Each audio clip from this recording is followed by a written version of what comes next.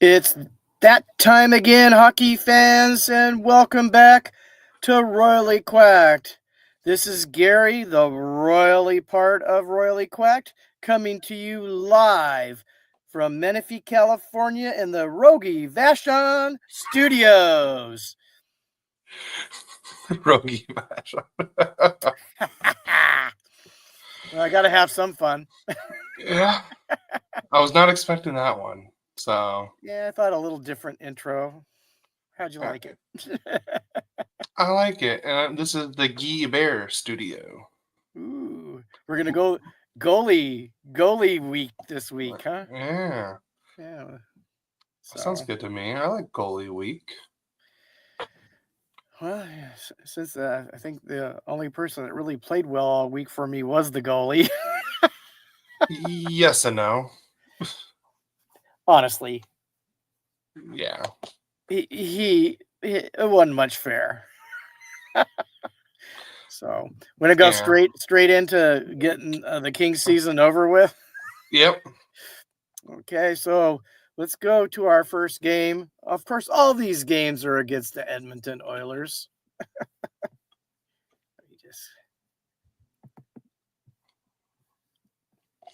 Starting with the game on the 27th. It's funny how if you let somebody stay in the game, how what a big mistake that is. And then let's go to the scoring in this game. Trevor Moore gets a second from Philip Deneau at the 10:35 mark to put the Kings up 1-0. Nothing new in this series going into this game. And so after one, the Kings are up 1-0. And then start the second period, and Warren Fogel gets his first from Deneau to put the Kings up 2-0 at the 1:31 mark.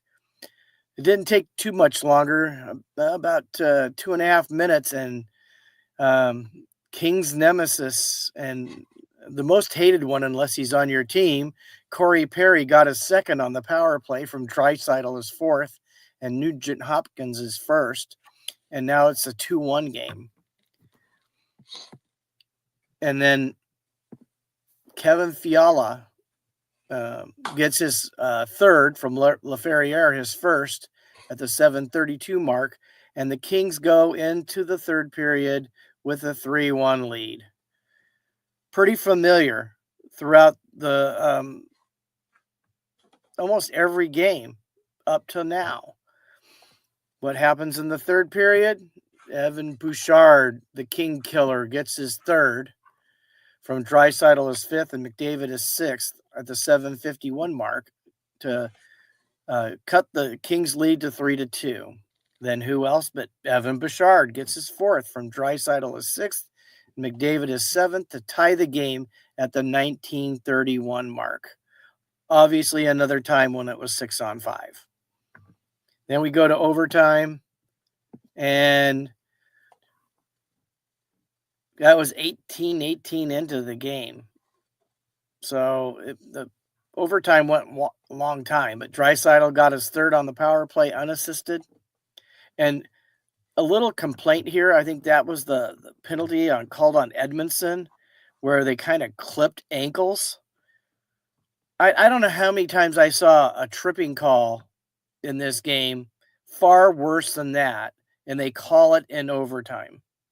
It was on Gavrikov. Was it on Gavrikov?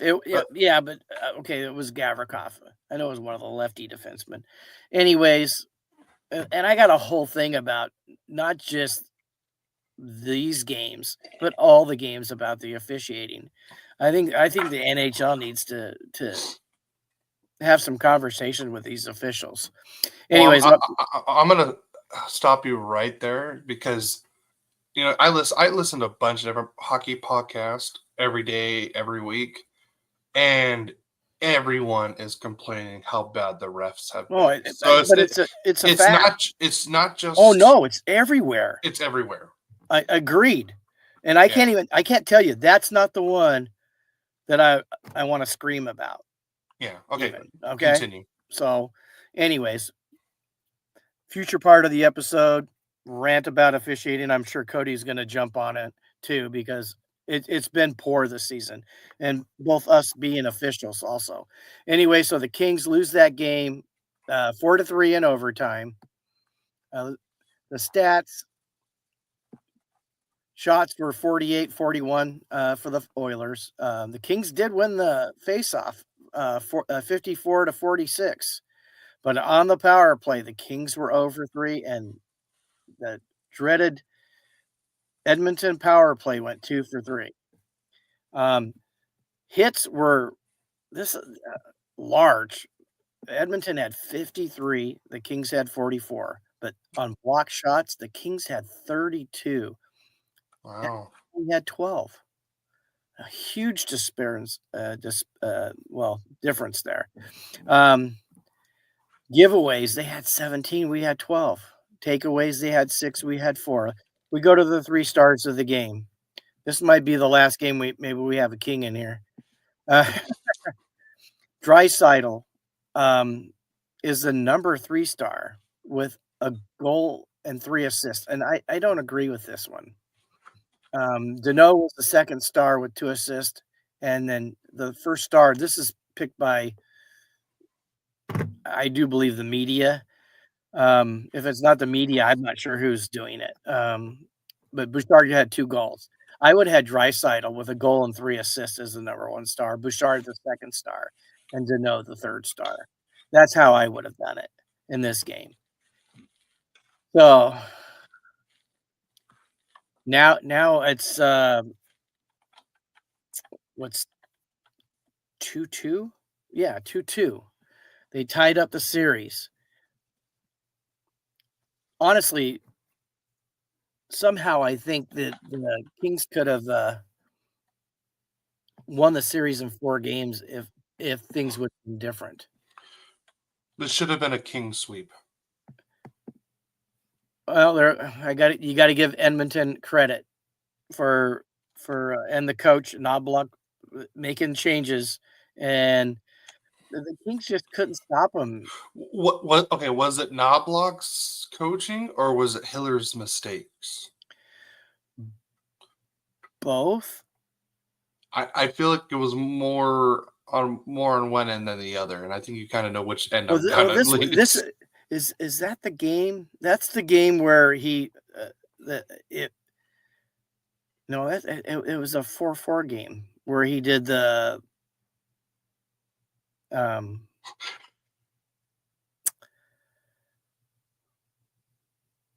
he did the coach's challenge. That was game 3. Goalie interference. That was the start of our downfall right there. Yeah. We got our weekly Frankie recruiting. Pops, Kings are done, but Yankees are getting started. Come to the East Dark Side. The East Dark Side. And I'll tell you where the Angels are playing, man. I got something to tell you after that. I'm so done with the Angels, right? I'm so mad at them right now. Oh, see, Frankie, it sounds promising, doesn't it? He's recruiting me in our chat. Trust me, he's trying. Oh, I have no doubt about it. He is resilient. I think this is the only dark side I want to go with, right here. Did you see the Angel uniform with Darth I sent over to you? Yes, that was cool. Yeah, maybe we should pick a different team now. Oh, don't say that live. Frankie can hear us. I know, it's okay. Even if we don't come over to the Yankees, tell the Angels come to the Evil Empire. Even if we don't come over to the Yankees, we still love you, Frankie. Yeah. We do love you. I love your passion. So let's go to game 5 in LA. This is where the tide turned completely. I mean, this game, I felt we got totally dominated, even though we scored first in the second period because there was nothing in the first period. Andrei Kuzmenko got his third on the power play from Kopitar his seventh and Kempe his sixth at the 3:33 mark to put the Kings up 1-0. But Evander Kane got his second from Klingberg, his second, just about 3 minutes later, and tied the game. We go to the third period, and Janmark got his second from Arvidsson, his first, and Podkolzin. Man, what a name that is. Podkolzin. Yeah. His third to put Edmonton up 2-1, and that's all they needed. They got an empty net at the end of the game by Ryan Nugent-Hopkins, and it was a 3-1 game. But this game, unlike the other 4 games, was dominated by Edmonton. Dominated. Let's go to the stats. Prove me out. Shots on goal.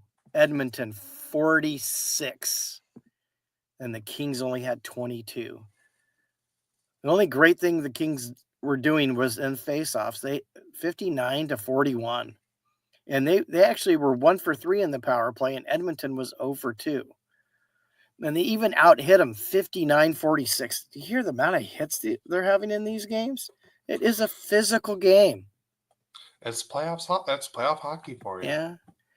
Block shots, Kings won that also 15-13. Giveaways, they won that one. You don't want to win that 21-14. And they won the takeaways 7-1. Let's go to the 3 stars of this game. And there is a King in there because he's the only one that kept him in the game. Evander Kane was the 3rd star with a goal. Darcy Kuemper, he was playing, he played outstanding hockey for what he was given. Unfortunately, man, it was like there was 10 Oilers on the ice and only 5 Kings. So he was the 2nd star, and Janmark was the 1st star with a goal. Never thought I would hear that. What? Janmark as the number 1 star. Well, we tend to make any Oiler a great player. That is very true. And so now we're in Edmonton. We in a must-win game. And once again, we start off good. Quentin Byfield gets his 3rd from Fiala, his 3rd, and Lafayette his 2nd at the 1:19 mark. So really early in the game. So that looks good. But another ex-Duck, Adam Henrique, gets his 1st from Brown, his 1st, and Frederick his 2nd, just about 2 minutes later to tie the game.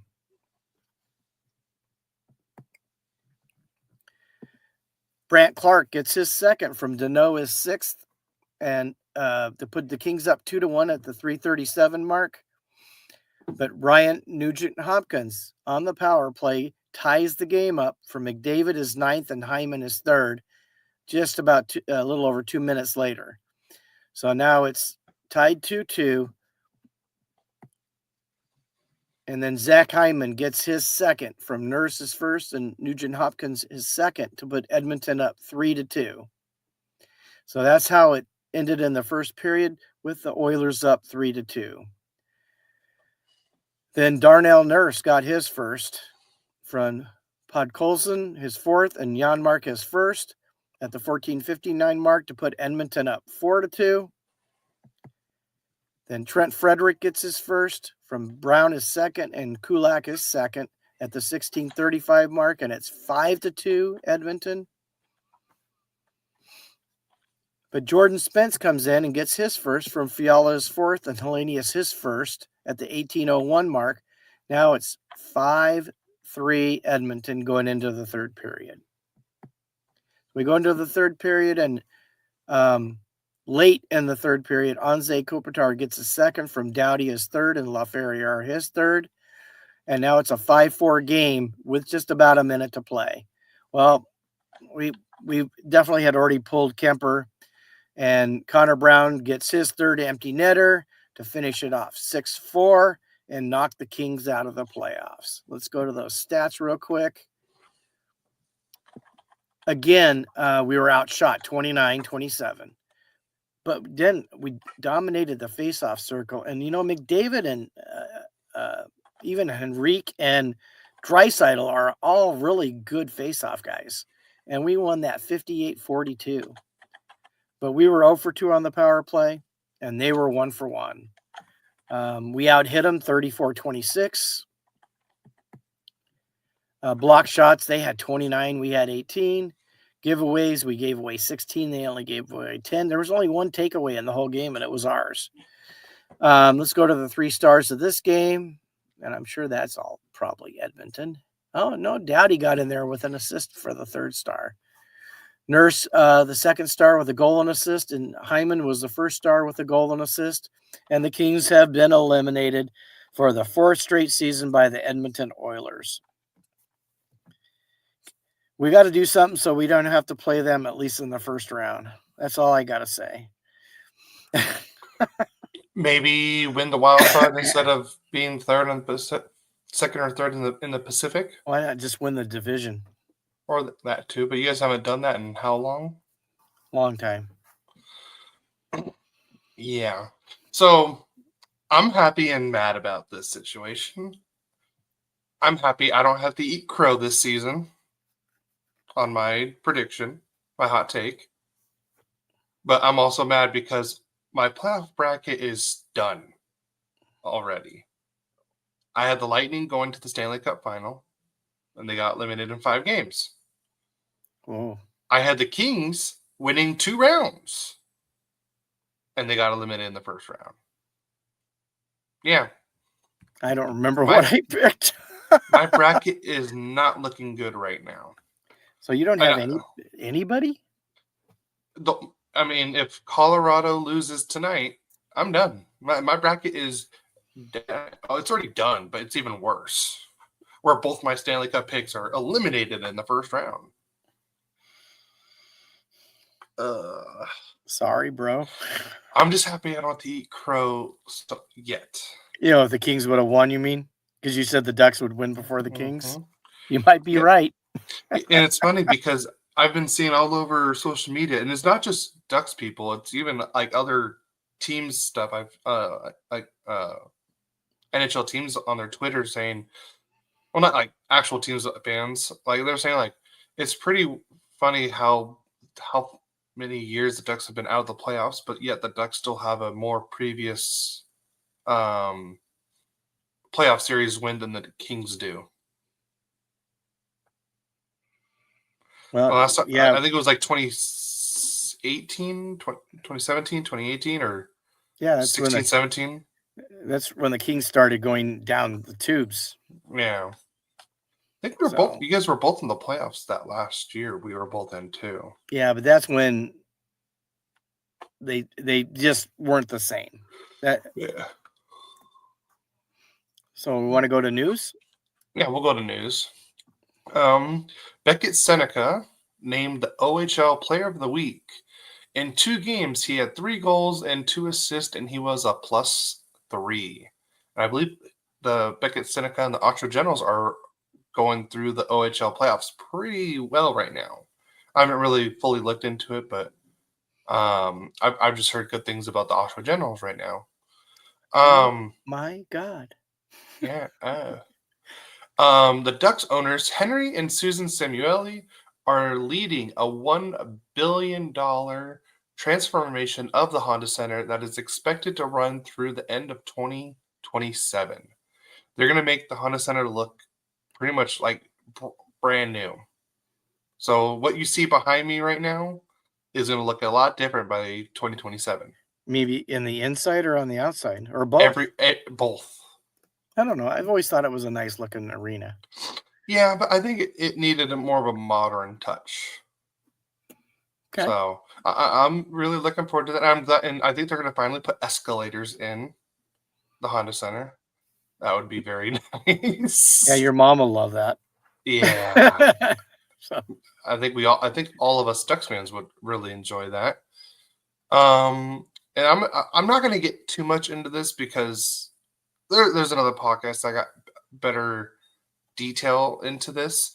But there was very big coaching drama in Anaheim. I'm going to just go over it real quick.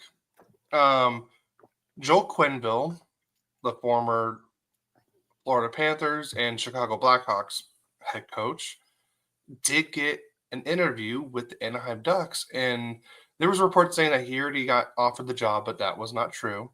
But he does have a second interview from what I've heard, and I know a lot of people aren't happy with it. I'm not happy with it. I don't want him part of this organization, for one. But like I said, there's another podcast, Crash the Pond. They really did a full episode into depth about this whole situation. So I suggest, if you guys want more in depth about everything, go listen to that one. Because otherwise, if I go into it, we're going to be here for another 45 minutes. And I don't want to just waste that time when we got other stuff to talk about. But please, if you guys are not happy with it, go on the Ducks website and voice your concerns. Because apparently they've already had more people email them about this Joel Quenneville situation more than actual season ticket sales. So, Ooh. yeah. That's not good. They got to pick the right guy, that's for sure. Yes, agreed. I mean, you got a very strong young talent pool with some money to spend this year. I mean, it could be the Ducks' year to definitely, I think, break into the playoffs this next season. It's a big possibility depending on who they bring in for a coach and upgrades in the player talent. Yes. But I mean, that's not the only coach they're looking into. So they did reach out to Mike Sullivan, but we'll get to that later. They also got Jay Woodcroft. They've talked to David Carl, which is a good sign because David Carl already turned down the Chicago Blackhawks gig. Who else? I believe they like I said, they're doing a wide search. The Ducks aren't just gonna pick the first person they see and stuff like that. And I want everyone to know, just because a person has won a Stanley Cup with another team does not make him a perfect fit for us or even in general, because there's only ever been 3 coaches in NHL history that have won a Stanley Cup with 2 different teams. Only 3 coaches have done that. 3. Well, So it's not like it's wouldn't it be nice to have a fourth one? I mean, yes, that would be nice, but I'm just saying, it's just because he's won a Stanley Cup doesn't mean he's the best fit for us, obviously. So, with the whole coaching controversy, if you guys want to get into the whole Quenneville thing, Crash Upon with over there with Jake and Felix, they break it down really well. So that's all I want to talk about it. I don't want to get fully into it. Like I said, they're more into depth about that. So, and like I said, we got other stuff we got to talk about as well. So let's just say I'm not happy with it so far. And then you are happy they got rid of Cronin, though. Oh, I am happy they got rid of Cronin, yes. Yeah. So I am happy about that, yes. I was just not happy about the Quenneville situation. So, and of course, I think that happened after our podcast happened, I believe. Yes, it did. So, all right. Oh, we can go to Kings news now. Okay, so Darcy Kuemper named one of the 3 finalists for the Vezina Trophy. And I got to tell you, he stood on his head during this Stanley Cup against the Oilers. I mean, the onslaught he was taking, it could have been far worse than what it was. Did you watch any of the games, Cody? I watched the Game 6 and a little bit of 4, I want to say. I mean, there were multiple times they could have scored. I mean, they scored maybe some easy goals, but I mean, some of the goals, it could have been a lot worse. I mean, the Edmonton was just all over the Kings. So I think we have a lock of who's going to win that. But honestly, if you included the playoffs in that, Hellebuck wouldn't win it with the playoffs he's been having. He has only been mediocre at best. Yeah. So to move on, the Reign got knocked out of the playoffs by San Jose in 2 games, all in Ontario. So, I mean, obviously we pulled up probably their best player, Malott. I mean, one of their best players. They probably missed him, but I still thought, I mean, because they were a higher seed and lost the playoffs quite handily to the San Jose. Was it Barracudas? Yeah, Barracuda. Yeah. Ooh. And Jared Woolley and the London Knights are battling the Kitchener Knights for the conference championship. Now, Liam Greentree, who were up on the Kitchener Knights 3-0, and then he got sick and he missed a game. And I know he came back and played, but I do not think he was 100%. And Kitchener Knights did a reverse sweep on the Oh, wow. Windsor Spitfires, and then made it into this conference final against the London Knights. Then I guess we're going to go to league news. Well, on Instagram Live, BTB_hockeypod said John Cooper would be sick behind the bench for the Ducks. Could see Tampa and Cooper parting ways. You have to throw a bunch of money at Coop if that happens. And he said John Cooper could be the 4th. But I believe it's already been reported that John Cooper and Tampa Bay aren't parting ways because Cooper does have one more year on his contract. And I believe from what I've heard is that Cooper doesn't want to leave right now just because his kid's about to graduate high school as well. So might as well keep him in Tampa for that. That way he can stay there, finish school, and stuff like that. And I've heard a lot of rumors that if Cooper is going anywhere, it sounds like he may be going to Utah because I guess him and Ryan Smith are like best friends. Wow. So trust me, I would love John Cooper behind the bench for the Ducks. He would be a very good candidate for that job. Yeah. So, but I don't think he's gonna. I don't think he's available. If he is, he probably won't be available till next season. But it's not looking pretty because I mean the Ducks are already doing the coaching search this season, so I think we're probably gonna miss out on John Cooper, sadly. But you never know; he may not be the best fit for us here in Anaheim.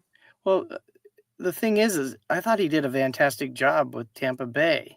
Yeah. Anyways, I mean, who'd expect that they would be where they were? Yeah. Exactly. I mean, a lot of people were thinking after losing Stamkos. Yeah. I know they lost others, I think, too. So they didn't have quite the strong team they had before. Well, he was typically they're one of their leading goal scorers for them. So yeah. So I thought he did a good job, and he would be a fine pick, I think, if he would be available, and that's the move that Verbeek and the Samuelis want to do. Yeah, so. But it doesn't look good news for the Ducks and Cooper. Tampa has shown that they are not afraid to pull the trigger a year early, though. Yeah, but I think Tampa already came out and said that he's not going anywhere. I forgot who reported it, but it was a good source. Yeah, you're right. I mean, because look at. He says Sergachev, Stamkos, and Bogosian all left Tampa last season. Yeah, thank you. I couldn't. I just drew a blank on who else had left them. So they weren't expected to be as good. So I think he did a great coaching job for what he had. No, I agreed. So, well, let's go to league news. I'll let you start. Yeah, you wrote it. Yeah, so. I know. Penguins fire head coach Mike Sullivan. Well, it wasn't. They parted ways. It was like a mutual. There's two different stories to that. I'm not sure what. And I was just going to share the second story. I heard also that they just parted ways agreeably, and he's a two-time Stanley Cup winner. I go.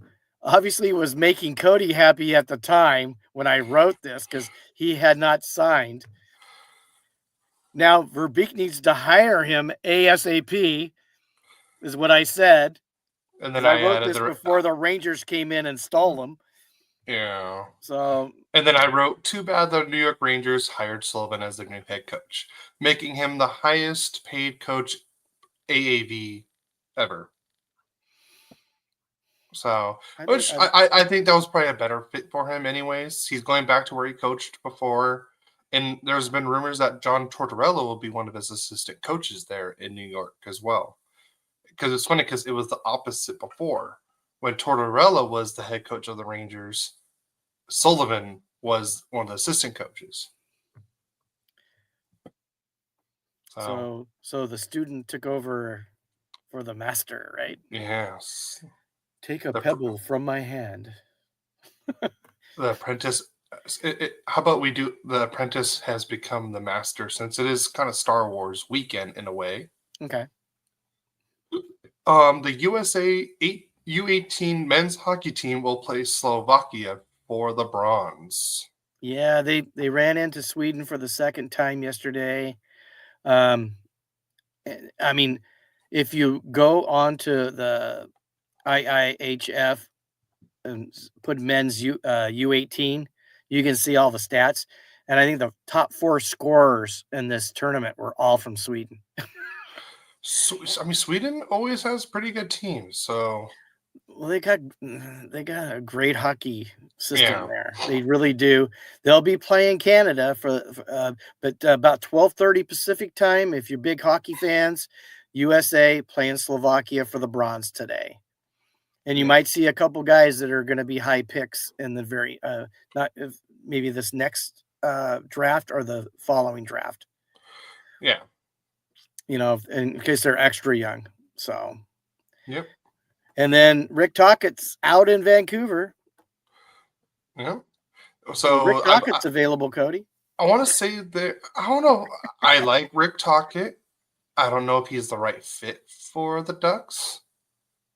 I'm still going. Well, since my number 1 pick is gone. I mean, my other 2 picks are still available, and they have talked with the Ducks. They've had interviewed, so that's a good sign. With Carl and Woodcroft.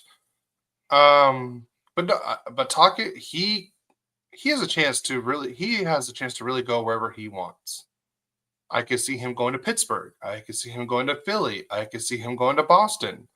Because I think there's like 9 available coaching spots, I believe. There's Anaheim, Seattle, Vancouver, Pittsburgh, Philadelphia, Boston. There was I know we're missing more. Yeah. Oh, Chicago. Yeah. Nobody wants to go to Chicago right now. Yeah. Who is the other one? There's a lot of people are saying LA is a possibility. We will see on that one. We will see. I mean, I think the Kings were way better. I did say Seattle already. Sorry, the guy from Instagram Live. He put Jay Reacher from the Bleacher Report confirmed Cooper would be back, by the way, went to confirm it. So thank you. I appreciate the confirm. Because I forgot which podcast I heard it on yesterday. They said they already confirmed it. I just couldn't remember because I was also working. And then he asked me, he said Seattle, but I think Seattle was, I know there's like 8 coaching spots available or more. It's like around there. Yeah. But Rick Tocchet, I can see him. He's gonna get a job. Yeah. Oh, a lot of people are saying, or I forgot who was saying he may just go back to TV for a year. But I mean, I know the top 2 choices for him is, I think, either Philadelphia or Pittsburgh, because he played for both teams, I believe. Interesting. Well, that'll be some great stuff for our off-season podcast to talk about where everybody ends up going and a whole bunch of other stuff that we got planned. Now let's go on to award finalists. And for the Vezina, I think I shared this already. We got Hellebuyck from Winnipeg, Kuemper from LA, and Vasilevsky from Tampa Bay. I think the consensus is Hellebuck. I don't see anybody else beating him for the regular season because he definitely had the best. He had the best stats. The only one that came close, both Kuemper and Vasilevsky were close, but Hellebuck just walked away with it. I would think he's going to walk away with that trophy again, and he won it last year. Yeah, no, agreed. I think it's Hellebuck's to lose, pretty much. Absolutely. The next one is the Norris Trophy. The finalist is Quinn Hughes, Makar, or I should Cale Makar, and then Zach Rowinski. That's the biggest battle. I would say this is the top one. And honestly, people may be shocked of my order. I have Makar 1, Rowinski 2, and Quinn Hughes 3. I would have picked it the exact same way. Yeah. And the only reason why is Quinn Hughes just missed too much time. Yeah. Because he was going towards a 100-point season, and Makar's close. He didn't make it to 100 though, did he? I don't think he did. Oh, New York Islanders was the other one I was thinking because they got rid of Lou Lamoriello as a GM. So and they're saying Patrick Waugh could be on his way out too, but that was a speculation one, not a for sure thing. So that's the other one I was thinking of. Sorry, it was bugging me, so I had to look it up. Although, honestly, do you think it's going to be for sure Makar? Just because I know he had the most points for all the defensemen. He also scored 30 goals. Yeah, but who made a bigger difference in his team? It's not by team; it's who's the best defenseman. Is it, or the best scoring defenseman? Yeah, that's why I really wish the NHL would. They need to do another. They need to do a defenseman and then the Norris for the best offensive defenseman. Yes. That would only be fair because guys like Slavin, in the past like Doughty that were good defenders. Look at Gavrikov. Gavrikov. I mean, Mike Anderson. Well, yeah, but not just them. I mean, just because they're local, we know them. There's others that are just great stay-at-home defensemen that need to be honored, I think. Oh, Devon Taves would be a good one. Yes, absolutely. I know there's Brock Faber. I believe he's a good defensive defense. But I know he's a good two-way, but he's really good on the defensive end. Yeah. All right, now the Ted Lindsay. Yes. Okay, I guess I'll go again. The Ted Lindsay is one that's voted by the players. And the top 3 finalists is Nikita Kucherov, Cale Makar, and Nathan MacKinnon as the top 3. So, who do you think's going to win this one? I think it'd probably be Kucherov or Makar. Yeah, I have a feeling it's going to be Makar, Kucherov, MacKinnon. Honestly, you can't really go wrong with this order either.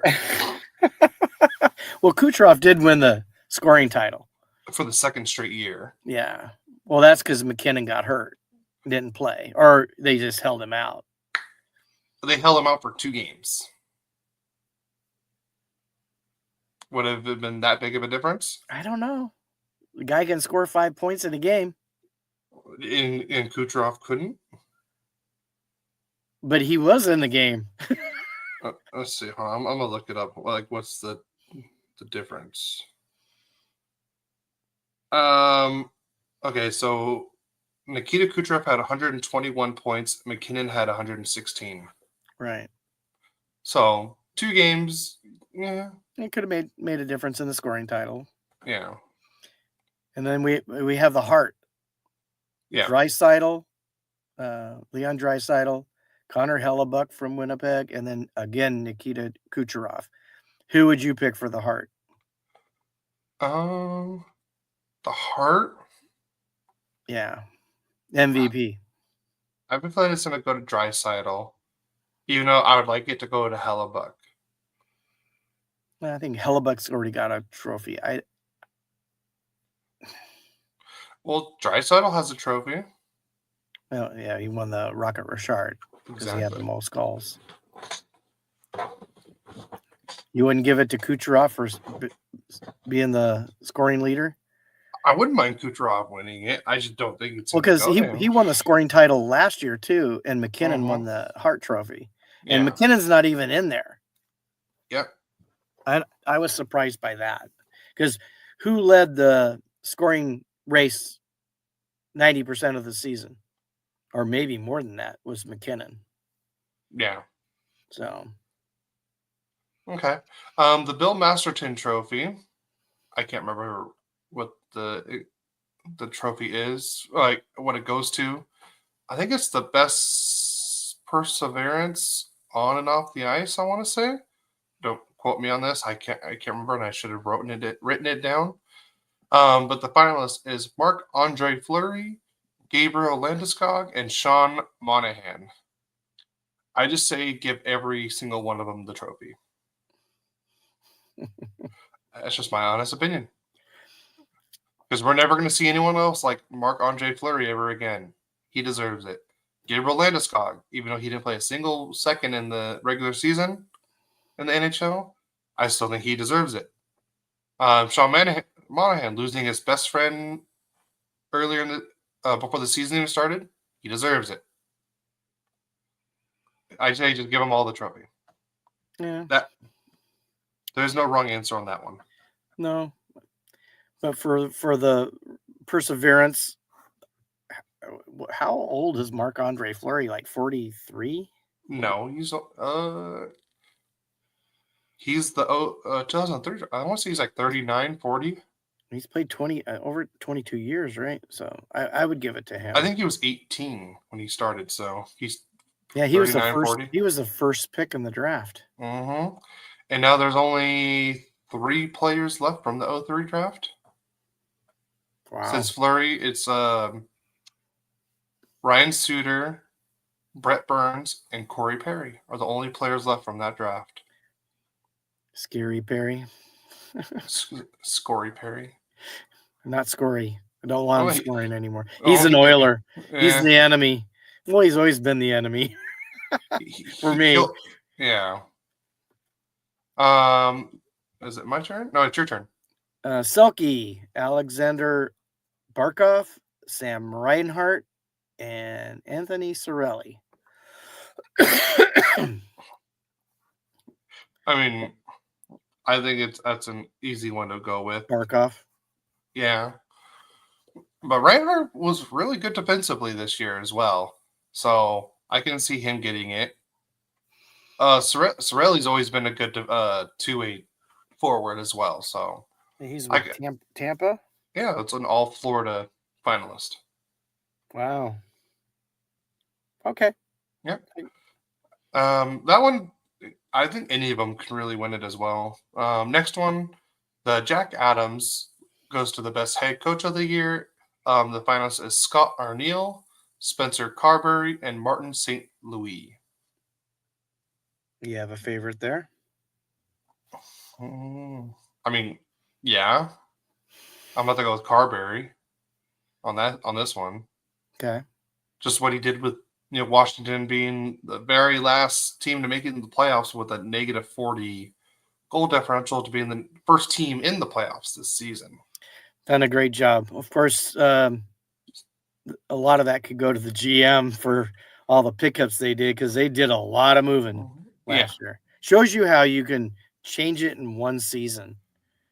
Yeah. I mean, oh no, this is the coach, not the GM. So yeah. But I mean, if there's a GM award, I'd probably give it to. We'll see who's. I don't even know who's the finalist for that yet. So we'll get to that when it comes out. Who's your favorite in this one? Well, I thought St. Louis taking Montreal to the playoffs would be good, but it's hard to go against Carberry with taking Washington from where they were to where they are, and taking all the new, because they weren't all young players, they were all players from other teams and blending them in to be in the first team to 100 points this season. So can't go wrong with that one. Yeah. No, agree. Like this one is like, I mean, Arneal, what he did with Winnipeg, the best start in NHL history. So yeah, it's tough. That's a tough. They're all three. That's another one you could just give it to all three of them. yeah. So, and then the last one, the Lady Byng Trophy. The finalists is Anze Kopitar, Braden Point, and Jack Eichel. another bunch of great guys, great Yeah. players. Definitely very classy players. This one, I think any three can win again. Yeah, agreed. So, agreed. And then the next guy we're going to talk about is definitely far away from winning a Lady Byng Trophy. I'll let you go into that. Okay. Panthers defenseman Aaron Ekblad has been suspended 2 games for elbowing forward Brandon Hagel in the head. He didn't even get a penalty. That's ridiculous. This is the one that pissed me off about the officiating. I mean, I saw that play and I go, you have 4 guys out there. I mean, you have 4 guys that can at least talk. I know 2 of them can only really call the penalty, but 2 linesmen, somebody had to see it. And they, hey, we need to call that. I mean, that's, that could have caused severe brain injury. The way do you see how he hit him with his elbow? Yeah, it was bad. And I'm sitting there going, anyways. And I'll be honest with you guys, I've been an official, not for hockey, but other sports. And I want to tell you, Cody, have you not been more angry with officiating than I have this season? I think you talked about it quite a bit. Yes, but I think I was more mad last season with the officiating. It's just, I don't understand how people they let these guys get away with stuff. But I'm going to go into that later. Let's get back to the news. Yeah. The PWHL, the Professional Women's Hockey League, gets 2 new expansion teams. Welcome to the league, Vancouver and Seattle. Both well-deserved markets. The PWHL is finally moving west, so I'm really looking forward to the 2 teams over in Seattle and Vancouver, and hopefully we'll see one in Southern California soon. Wouldn't that be nice? Yeah, would be nice. The Los Angeles Queens. There we go. They already have a name. Anaheim Ducklings. I just feel like the LA Queens would probably roll better. I don't know, the Ducklings. I know that's the Ducklings. The Queens does sound better. I agree. Yeah. The Hurricanes have signed forward Taylor Hall to a 3-year extension worth $3.167 million AAV. Yep. That's a great deal. Yeah, hands down, it is a great deal. He looked good there at the little time he was there in Carolina. Yeah, well, obviously he's happy. Yeah. Oh, it's wait a second, $9.501 million. That's overall. Full no move clause, unless Hall gets less than 35 points in year 2, then year 3 moves to a 10-team no trade list. Yes. And I know you want to say the next one, so I'm going to let you do that because you put it in there. Yeah. There's been reports that I said just reports. It could be just people just talking crap on Instagram or on Twitter, but there's been rumors that Edmonton may be trying to get Jeremy Swayman over to Edmonton. So why not just bring another guy over? You think? Oh, he's probably better than. I can't think of his name. Skinner. They Oh, they like goalies with a last name initial of S. sure. Well, Pickard brought him back, that's for sure. So maybe Brought him back. He took him, to the next round. Yeah. So maybe. But like I said, I don't know if this is like real, but I thought it was interesting. I don't see it happening, to be honest. So, because I don't know how they're going to be able to afford that, and then also Connor McDavid's next deal, and maybe whatever Evan Bouchard's supposed to get. So, like I said, I don't think it's going to happen. So, we'll see what happens. Yeah.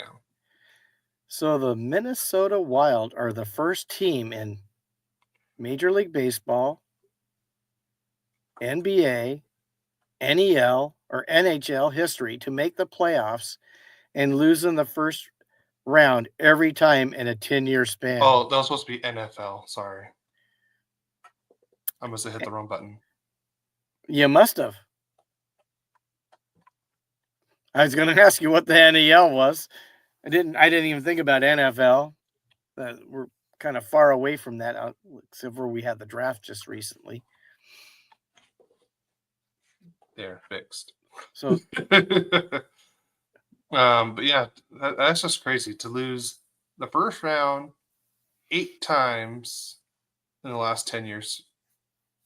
That's crazy. I didn't say 8 times. I said lose every time in a 10-year span. Oh, every time. I guess every time. I think because they were 8 times they were in the playoffs and they lost all 8 in the first round. At least they made the playoffs. Yep. Look at the positives. Yep. Speaking of hopeful positive for the Ducks in this, the Tampa Bay Lightning will not be signing forward Isaac Howard, the Hobey Baker winner this last season for the NCAA, and he will likely be traded per the Tampa Bay Lightning. So get on the phone, Verbeek. Do your thing. Crack that white can monster and make this trade. Well, we'll see what happens. The 2025 NHL Draft Lottery will feature a live drawing on television for the first time ever. I'm kind of glad they're doing this because this could probably really end the whole, whatchamacallit? I mean, when they announced the guy announced it before it got announced in the draft that one year. Yes, that was bad. Kevin Weeks, I think it was. Yeah. Because it had already been done. He just wasn't supposed to say anything, and he said something as they were going into a commercial. Oh God, like there no cheating to help like Chicago getting the number 1 pick like a couple seasons ago. So you mean the Bedard one? Yeah, the Bedard one. So I like Carlson. I do too. So and then the next one, the Carolina Hurricanes is finalizing a 1-year contract extension with goalie Frederik Andersen per Kevin Weeks. There is no money sign there yet, so we don't know how much he'll be making this next season, but it looks like Freddie Andersen will be with Carolina for 1 more season unless he gets traded. And hurry up and call a plumber because there's a leak in Utah. Yeah, a big leak. A big leak. So did you hear what happened with that or no? All I know is I think on a website so on YouTube they changed their username to the Utah Mammoth, and then someone saw it at like 3 o'clock in the morning, 2:30, 3 o'clock in the morning, and then screenshotted it and then posted it, and then they kind of like deleted everything from that channel. And it was the actual Utah Hockey Club's official YouTube channel.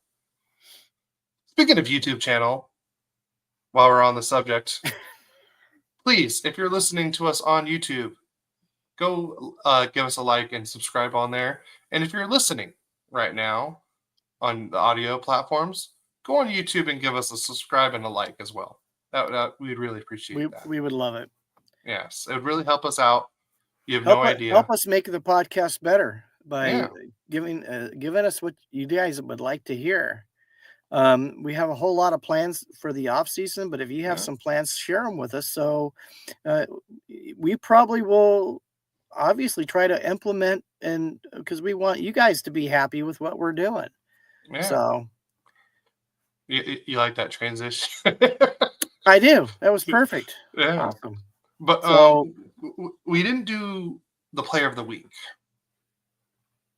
So I see your player of the week. I'll let you go first. Well, Darcy Kuemper stood on his head for the Kings. I know there was a lot of goals scored, but the onslaught was, it was just incredible how in tune Edmonton was with going to find the puck and putting it in a place where they could get an opening to score. And he stood on his head, I don't know how many different times, and stopped that from happening. And it still didn't get us a victory. So, honestly, as a Kings fan, I'm very disappointed in what happened and how it happened. And I think some of that does fault with Hiller. Hiller made some mistakes, big mistakes, that helped Edmonton get back into this series. But to me, Darcy Kuemper has been so much more than I ever thought he was as a goalkeeper and a person with the Kings this year. And I wouldn't doubt if he wins the MVP for the team. He may have already. I know they did some of that stuff already, but for me, he'd probably be their MVP. Now I want to talk about the officiating. So I don't get a say in the player of the week? Well, I saw what you said. Yeah, but okay, no one deserves to be player of the week if you have a 2 games to lead and you blow it 4 straight games. No one deserves to be player of the week. Nobody. I'm sorry. Okay. Why should you be, congratulated on being player of the week when you gave up? You literally had the lead in every single game. You had a lead and you lose it. Game 3, game 4, game 5, game 6, you guys scored first and lost. I think no one deserves to be player of the week. I think there was one game Edmonton scored first. Nope. You double check that? Or at least the Kings had a lead in every single series in this game. But I think Darcy Kuemper is a big reason why it wasn't worse. It would have been a lot worse. And you know what? I want to give somebody their due for doing it. So, but I want to talk about one thing about the King series. If any of you have watched the series, how come Connor McDavid can grab somebody's stick and never get a penalty? He literally multiple times was holding on to someone's stick and not getting a call. Holding the stick is a penalty. Yet he gets away with it every time. That's just the one for the Kings. And the tripping penalties that were called in this series, some of them, and some of them went against the Kings or for the Kings, where they call the stupid little trip penalty, but then the guy gets totally taken out and they don't call it. A far worse infraction and they don't call it. So I don't understand that. And then the one with Ekblad, that got my blood boiling. To watch someone take a hit like that, an intent to injure, and he gets a 2-game suspension. I go, you want to stop that stuff from happening, you got to penalize these guys worse. If he does that out in the real world, he's going to jail and he may be there for a while. That's assault. Yeah, that and it looked assault, intent, and attempted murder. You hit someone on the head, it could kill them. Yeah, no, agreed. It's one thing to hit him with your elbow, but when you cock it back and then go forward, and you see him do that. That you do see him cock his elbow back and really put force into that hit. I mean, I don't know how many times because I watched a lot. I was off this week. I watched a lot of hockey. I watched a lot of the games, and I'm going like, oh my God, it's not just in the Kings game. They're missing it everywhere. I go, why do we have rules if we're not going to abide by them? I mean, I know everybody's guilty on a freeway of speeding. Yeah. That does happen. And speed can kill if it's not safely done. But I mean, we're talking about checks to the head, grabbing sticks. I mean, you can't tell me that doesn't give you an advantage if the guy can't use his stick. That's the tool they use to do just about everything they need to do with a hockey puck.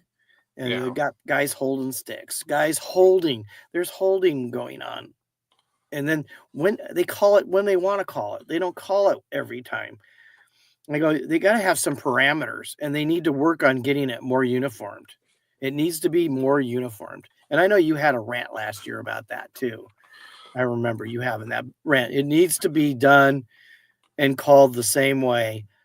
You don't give Connor McDavid, I have never seen him get a holding the stick penalty. And he's one of the most guilty guys of doing it. Well, okay, so I will say this. I have noticed, like, when people do grab the stick, I see other players doing it as well. I don't know. You're going to have to show me the play you're talking about, and I could tell you, because I've seen players grab the stick and kind of push it, but they're not grabbing it. They're kind of like more pushing the other player's stick away. Well, this was in a scrum. It was like 4 guys up against the board, and it was just there for everybody to see. I was it Deneau stick? I can't remember who. You could see it. His hand holding that stick, and it went on for 30, 40 seconds. He never let go. Oh wow! I mean, they were fighting up against the boards. And even it was an ESPN commentator, I think, or TNT commentator goes, "Oh, there's David holding the stick again." Again? Yeah, well, he gets away with it every time. It's a big. I mean, he's faster, stronger than most anybody else that plays the game, and he gets away with holding a stick where everybody else gets that penalty. If it's against him, they'll call a penalty. Well, there was also a lot of talks this year that McDavid wasn't getting a lot of calls on him that like other players were getting. Is that our Eric Rodriguez text interruption? No. You heard that? Oh, yeah, it's a loud ding. That's okay. I heard Milo barking a little bit ago too. Oh, I didn't even hear him bark. You were talking. Oh. I was listening, so I but yeah, like I said, the reffing has been bad, but everyone's been complaining about the refs. So maybe that should tell you one thing. Well, yeah, overall, everyone's complaining about it. The officiating needs to be either you got to have a parameter where the call needs to be made, and then once it meets that, you have to call it. Yeah, I mean, I know I refused in high school basketball. I refused because they said, "Oh, if they touch the guy, like you're playing defense and you're guarding a guy, you touch him. First touch is okay, but if you touch him a second time, it's a foul." Well, they're just. To me, that's how I used to gauge my distance from them. I would give them 6 times, and if they kept doing it, I would finally call it because it's supposed to be called. But I hated that. And then people, they always went over the back. There's no such penalty or foul in basketball as over the back. It would be a push. There's no over the back. So if I jump over, like you could jump over me, grab the ball. If you're not moving me and grab the ball and take it, I ain't calling that. But if you move me and try to go over me, I would call it. So, but I'd have people yelling at me, "It's over the back." And I look at them, I go, "Find it in the rule book." It's not in the rule book. Well, all I know is when I played, they missed out a call a lot because I was always getting over. People would always be going over the back on me. Yes. Because I was probably one of the best people at boxing out back then. I did teach you that at a young age, and you were very good at that. Yes. In fact, you were so good at it, you got called for a foul. I remember. Guys I know, they go, "Well, he's moving him." I go, "That's what I taught him to do." Why? I go, "Because that's how we did it back in my day." Bro, I mean, look at me. And I'm a big guy. You are a big guy. But I was also not the tallest guy on the court. And the other team had 8 guys that were taller than me. Yeah, like Elsinore. Oh, did Elsinore have that many people? Well, it wasn't 8, but they had 3 or 4 guys taller than you, and you guys beat them every time. Yeah, true. You guys had a better system. You guys all played well together. Yeah, well, we all played together for a while too. So, but anyways, but we should probably get into the playoff recap. Yep. Wow. Sounds like a plan. We're here, and I deleted my NHL tab, but luckily I have it on my favorites. All right, playoffs. Let's start in the East. Who did you predict for the Ottawa-Toronto series? I don't remember. Oh.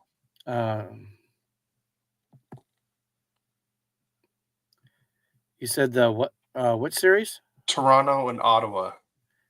I think I picked Toronto. Okay, I picked Ottawa, so I was wrong on that one. Toronto you were supposed to write that down. All the picks. I was.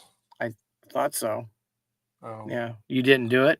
Well, we could go back and listen to the episode and get it. Yeah, there you go. Because I really honestly don't remember. I don't remember either. I know I picked Ottawa in 6 or 7, so I was obviously wrong on that one. Toronto won 4-2, so Toronto will move on. Their second time winning a series in 20 years, I believe. And they almost blew a 3-0 lead, almost. Yes, almost. And I didn't know this, but in series clinching games since 2017, 2018, since Tavares, Marner, Nylander, and Matthews were all there. Before this series clinching game, they were 1 for 13 in series clinching games. That's not very good. No. So, but now they're 2 for 13. So, hopefully they can get better at that. We'll see. And the next series, which I was really wrong on, I had the Tampa Bay beating Florida in 7, but Florida won in 5 games, the gentleman's sweep. So, Florida will play Toronto in the second round, and Toronto still has the home ice advantage. True. Yep. And then in the other bracket, we have the Washington Capitals, another gentleman's sweep over the Montreal Canadiens, 4-1. And then also, as everyone else predicted, Carolina won the series 4-1, another gentleman's sweep over the New Jersey Devils. So Washington and Carolina will play in the second round. That's wow. Those are going to be battles. So who do you have in round 2 in the East? Toronto, Florida. Pick. It's hard to go against Florida. It is really hard to go against Florida, especially what they just did to Tampa. They find a way to win. They do. Even when they shouldn't, they find a way to win. And that's, I don't know. I can't say go against them. I'd love to see Toronto move on and beat them. Me personally, I'm tired of Florida. I don't think I'm tired with Florida yet. Well, Ekblad, he should be in jail. But I did predict that whoever won in the Florida Tampa series would go on to the Stanley Cup final. So that was one of my predictions. But Florida's looking really good right now. So I'm going to go with Florida. I wouldn't mind Toronto winning, though.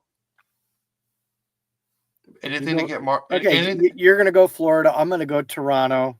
Okay. I mean, want rivalries everywhere. I want Marner's like, I'm tired of Canada. I want to go where palm trees are. I'm going to go sign with Anaheim in the offseason. So, okay. All right. Washington and Carolina. Okay, before we go there, when you wish upon a star. Yeah, right? Because that's what you're doing right now. Because if Toronto would go on to win the Stanley Cup, I bet he'd re-sign in Toronto. If they can afford him. If they can afford him, yeah. So Washington, Carolina. Oh, man. Dun, dun, dun. I think I got to go with Carolina on that one. I'll go with Washington. I'll go with the opposite. I'm fine with that. All right. And then in the West, we're going to start with the Pacific because that one's already that one's done. Vegas beat Minnesota 4-2. So Vegas will move on to the second round.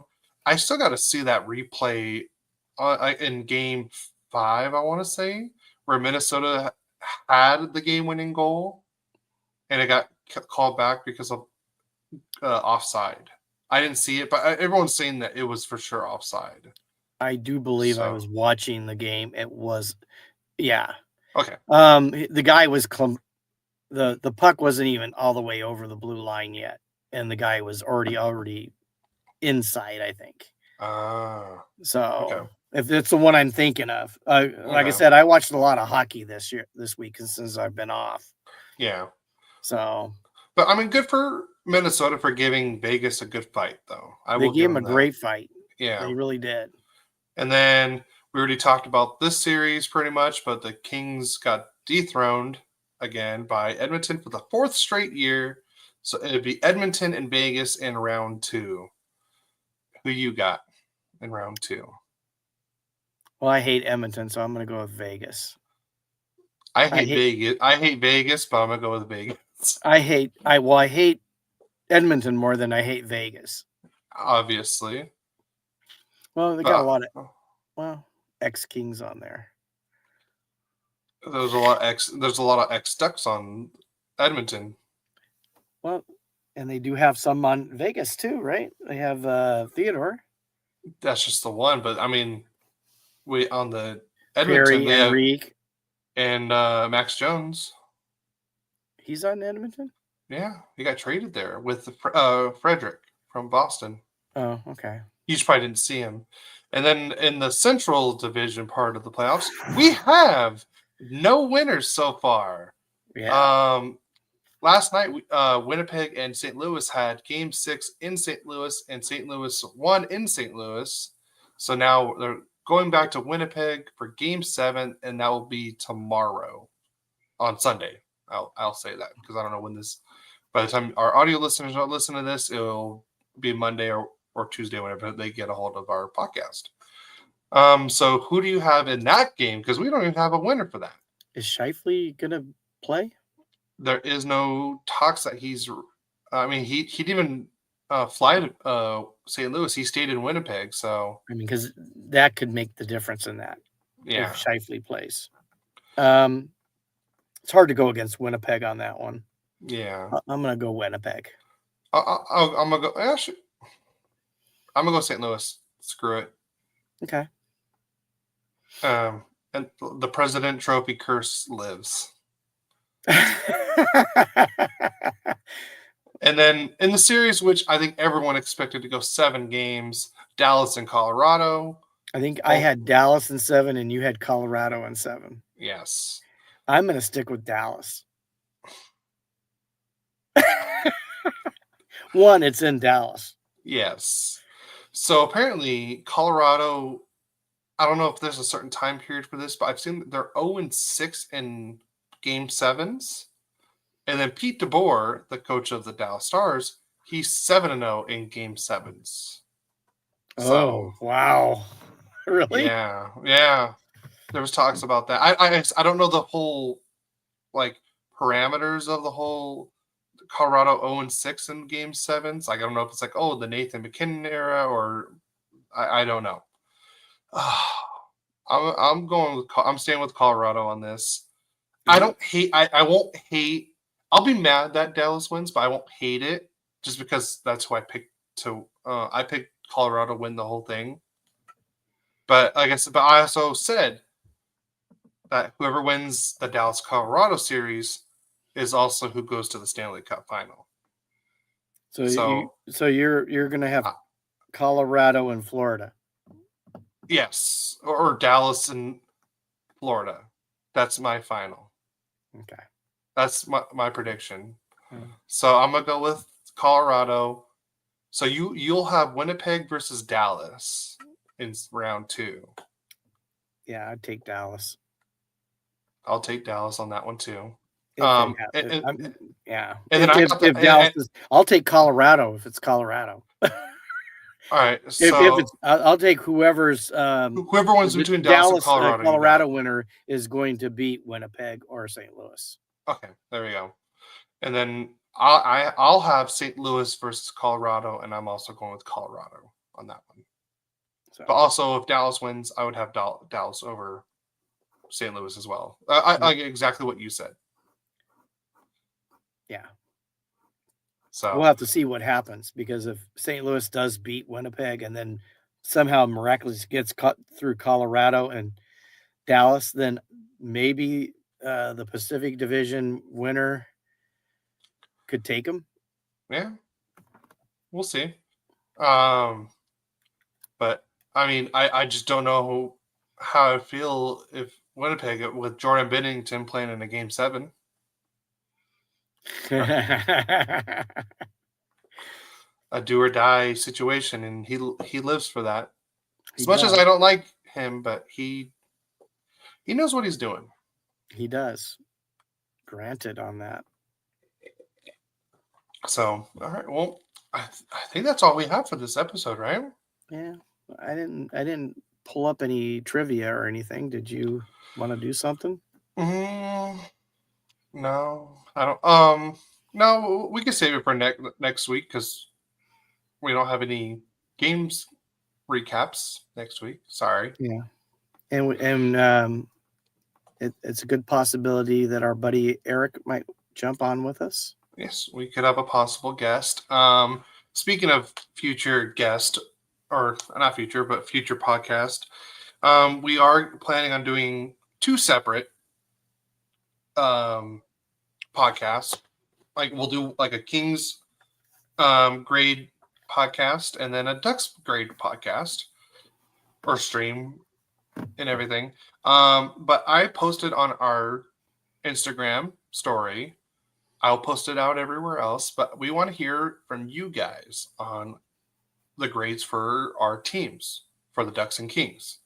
So each player gets a grade, each coach gets a grade. And the general manager will get a grade. So we want to hear your opinion. We want to see your grades on this. Yes. I posted in the Instagram story. I'll put it's right if you're watching it live right now. It's in the show notes right now. So if you want to go there, it's under Ducks grades, Kings grades. All you have to do is it's a multiple choice. You select one and you give us a grade for that player. It's pretty simple. But we want to hear from you guys.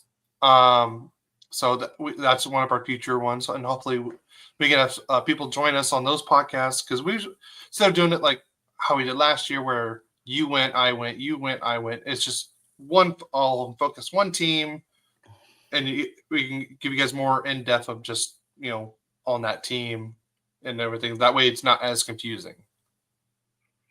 So yeah. We're working on getting a couple of maybe guests each on each of those podcasts that would go through those with us if they have the time.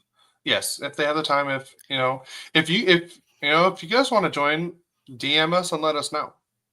We would like to hear from you guys. As the old saying, if you have the time, we have the beer. No, I'm just kidding. I think it's a little early for beer, but I know it's just a saying. Yes, I'm not a big drinker, so I'm a one beer and done kind of guy. Yeah, once in a while, yeah. Yeah. So that's what we have upcoming, and then we got plenty of ideas for the podcast during the summer. But if you guys have an episode idea, shoot us, a message and say, "Hey, tried this." The more ideas, the better.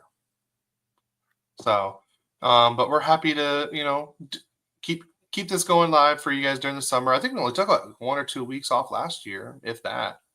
Yeah, I know. So, I'm gonna miss in August. That's fine. That's usually the slower period. So you can have a guest on, or maybe we take a week off. I don't know. Yeah.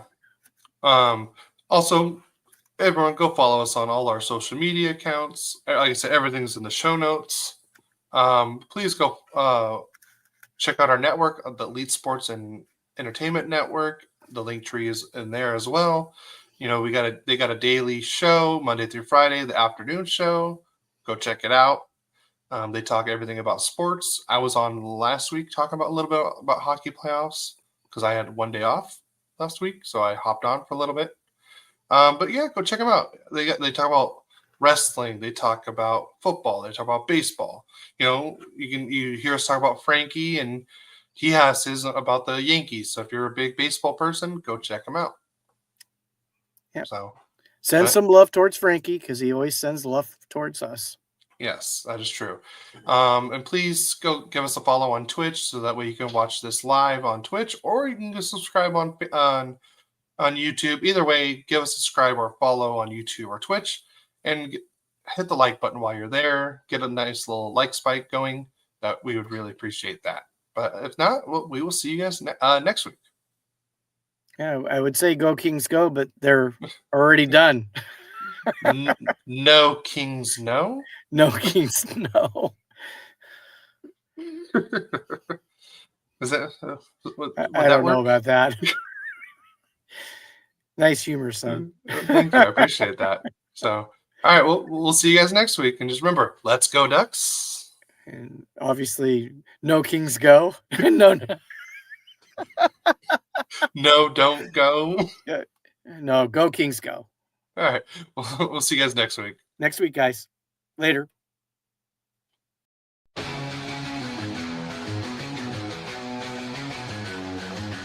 father and son, a bond so strong, talking hockey all day long. Royally Quacked, their podcast show, sharing stories, highs and lows. From the Kings to the Ducks they go.